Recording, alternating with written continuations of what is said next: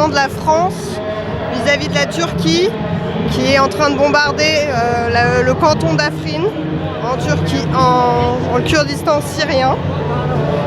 Et donc voilà, on laisse faire. Les Kurdes, ils veulent avoir leurs autonomies, décider leurs avenirs eux-mêmes. C'est ça, ils ont combattu Daesh pendant des années. Et à ce moment-là, on était vachement derrière eux et on les soutenait beaucoup.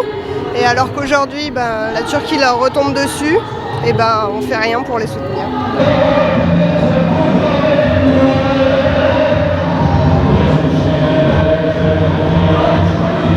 Ouais, c'est les Peshmerga et les soldats du YPG en Syrie.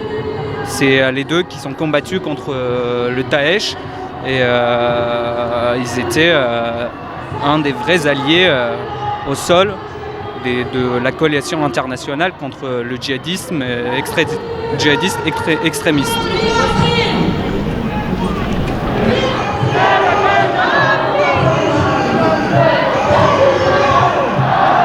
Récemment, là, il y a 24 jours, 250 enfants ont été assassinés, bombardés.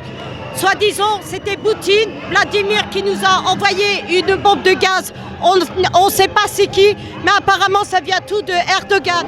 Il faut demander à l'État français pourquoi on laisse les Kurdes tout seuls, alors que c'était un allié de coalition internationale. Macron ne nous a pas soutenus. Sarkozy, c'est pareil. Valls, le Premier ministre aussi, ne nous a pas soutenus. Depuis les attentats, il y a eu les 3 assassinats des 3 combattantes kurdes. Ils ont laissé, ils ont tourné. Alors tout ça, ça vient du secret de la Turquie et tout ça vient de Erdogan. Qu'est-ce qui se passe à Afrin? Mais il se passe un massacre sous les yeux du monde.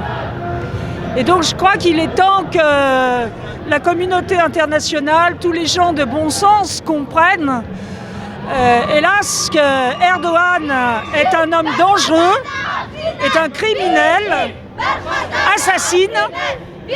Il n'est pas seulement dangereux pour la population d'Afrin, pour la population du nord de la Syrie, pour la population de la Turquie, mais il l'est pour toute la région et pour le monde. Nous, on va jusqu'au bout. Et moi, cette année, je reviens de la Syrie et je repartirai pour combattre ma famille, mais mon peuple, nous ne lâcherons pas. Afrin, résistance! Afrin, résistance!